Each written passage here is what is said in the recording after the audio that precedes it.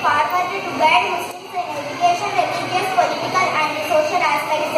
He was born at Delhi on 17 October 1817. Sir Syed was open-minded and loved India very much. He wants Hindu-Muslim unity. He took the steps for uplift the education of Muslim of India. He visited England and impressed with the educational system of England. Sir Syed also helps the Muslims in the field of politics.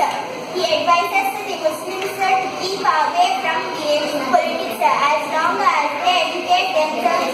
Sir Syed wrote a book essay on life of Muhammad sallallahu alaihi wasallam. He also publishes the most famous magazine, the Hajjul Akhlaq, to guide Muslims